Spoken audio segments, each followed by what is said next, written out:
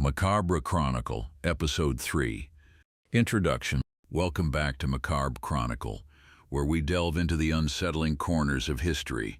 This episode explores more tales that aren't for the faint-hearted, medical experiments that exploited vulnerable people, hoaxes that fooled an entire nation, survival cannibalism, and ghastly demonstrations of cruelty and desperation. Viewer discretion is advised. The stories ahead are graphic and disturbing. Radium Girls, glowing dial painters, and decaying jaws. In the early 1900s, luminous watches were all the rage.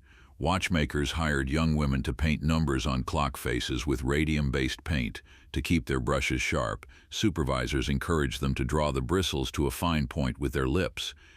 The women obliged, unknowingly ingesting radioactive material each time they lip-pointed. Public health officials later noted that by doing so, the dial painters ingested radium paint and developed horrifying dental problems and a condition known as radium jaw, where the jawbone became necrotic and fell apart.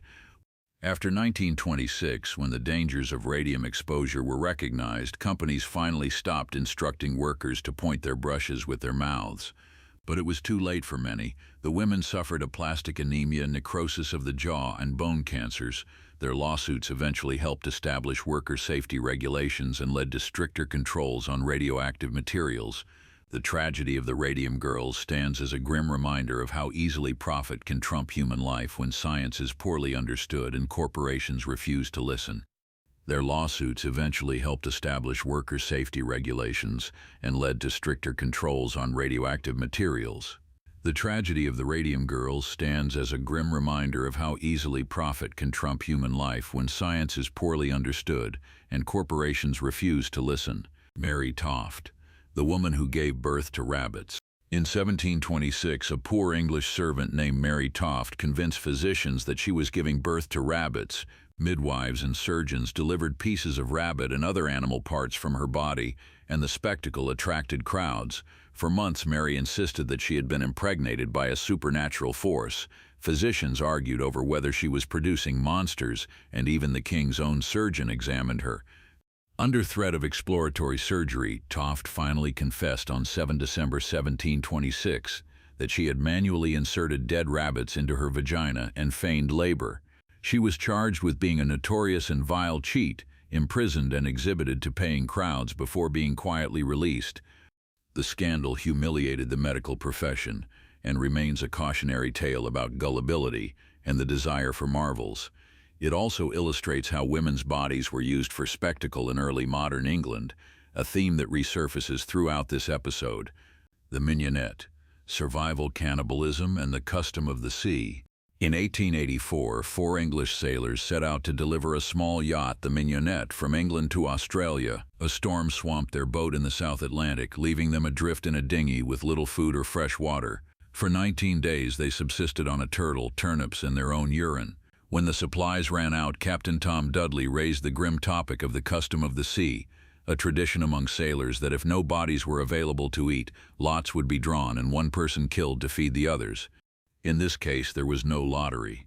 The 17-year-old cabin boy, Richard Parker, who had drunk seawater and was delirious, became the chosen victim. Dudley and his mate Edwin Stevens killed Parker, and the 3 survivors ate him. 4 days later, a German bark rescued them. Upon reaching England, their story horrified the nation.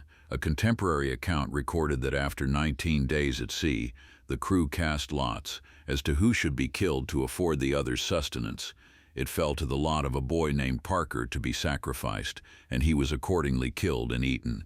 The captain and mate were convicted of murder. Their death sentences were later commuted to 6 months in prison. The case, known as R.V. Dudley and Stevens, established that necessity is not a defense for homicide and ended the unofficial custom of the sea. The Tuskegee syphilis study, withholding a cure. One of the most chilling examples of medical exploitation occurred in Macon County, Alabama. Beginning in 1932, the U.S. Public Health Service recruited 600 African-American men, mostly poor sharecroppers, for what they were told was treatment for bad blood. In reality, government doctors wanted to observe the natural progression of syphilis. The men received blood tests, spinal taps, and autopsies, but no actual treatment. Even after penicillin became the standard cure for syphilis in 1947, researchers actively prevented the men from receiving it. By 1952, only about 30% had managed to get the drug. The study continued for 40 years until a whistleblower leaked the story to the press.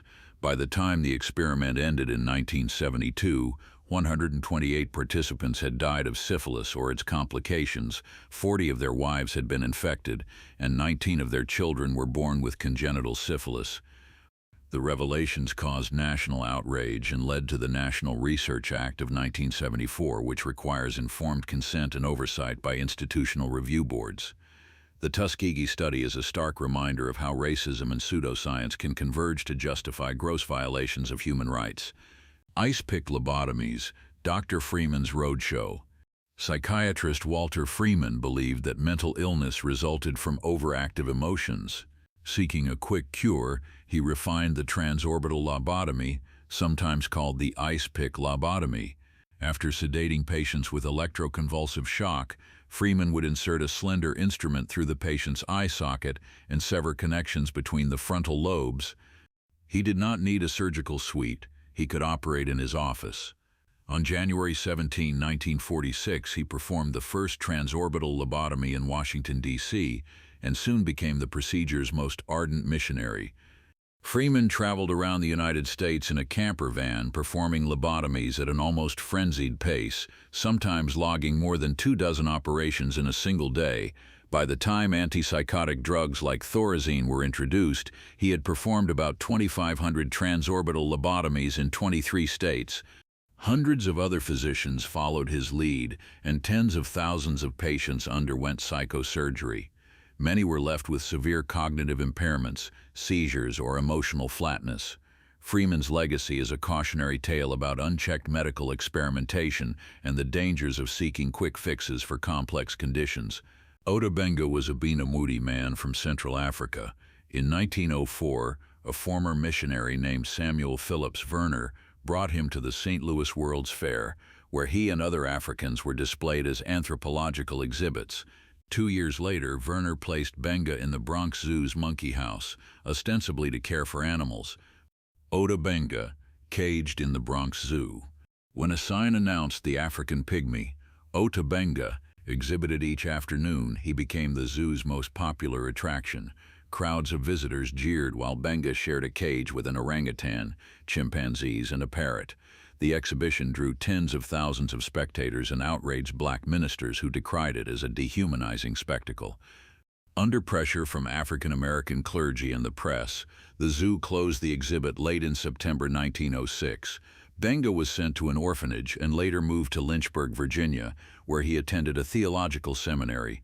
But the trauma never left him. He died by suicide in 19... His story exemplifies how scientific racism and colonialism treated human beings as curiosities, and how those dehumanizing attitudes persisted well into the 20th century.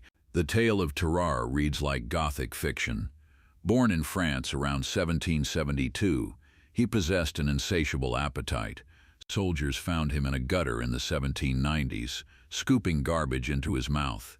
Despite devouring enough food to feed 4 men, he remained emaciated at about 100 pounds. His comrades described a horrible stench that hung around him like a cloud. He was said to sweat and steam from the heat his body emitted. Tarrare, the man who ate anything. Tarrare's jaw could open extremely wide, allowing him to swallow corks, stones, and live animals. Spectators watched in fascination and horror as he seized a live cat, disemboweled it, sucked its blood, and ate it. He would also eat dogs and swallow eels whole without chewing. Surgeons took an interest in him, suspecting some form of hyperphagia. He later served as a courier for the French army, tasked with swallowing secret messages and retrieving them from his own excrement behind enemy lines. Rumors even circulated that he ate a missing child in the hospital where he was being studied, though this was never proven. Tarrare's bizarre life remains a medical mystery and a reminder of the strange extremes of human biology. For centuries, one of humanity's deepest fears has been being buried alive. Greek physician Galen described patients terrified of premature burial, and by the late 19th century, more than 700 cases of live burial had been documented across Europe and America. Tapophobia. the fear of being buried alive. Mistaken declarations of death were common before modern medicine. Comatose patients, victims of catalepsy, or those given sedative overdoses could appear lifeless. Famous figures such as George Washington and composer Frédéric Chopin requested delays before burial to ensure they were truly dead. The widespread fear gave rise to safety coffins. Inventors designed caskets with periscope-like air tubes, bells, or flags that the occupant could activate to signal they were alive, and some even had escape hatches. By 1895, certain models included fans for ventilation and battery-powered alarms to alert caretakers. Today, these designs are curiosities in museums, but they remind us how recently people lived with the terrifying prospect of premature burial.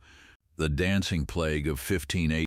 Authorities, unsure how to respond, provided musicians and guild halls, believing that more dancing would cure the afflicted. The opposite happened. The dancing epidemic intensified. It lasted for roughly 2 months before fading away. Historians have debated the cause. In July 1518, a woman named Frau Trophea stepped into a street in Strasbourg and began to dance uncontrollably. She danced for days, collapsing only from exhaustion and resuming immediately afterward. Within a week, more than 30 others had joined her. As the weeks passed, the numbers grew. City records suggest that as many as 400 people were consumed by the compulsion. Some danced until they collapsed and died. Contemporary explanations invoke demonic possession or overheated blood. Some modern scholars suggested ergot poisoning from contaminated rye. The most widely accepted theory, however, posits that the outbreak was a mass psychogenic disorder triggered by severe stressors such as famine, smallpox, and syphilis. Whatever the cause, the dancing plague remains one of history's strangest episodes of collective behavior. Jamestown's starving time, desperate cannibalism.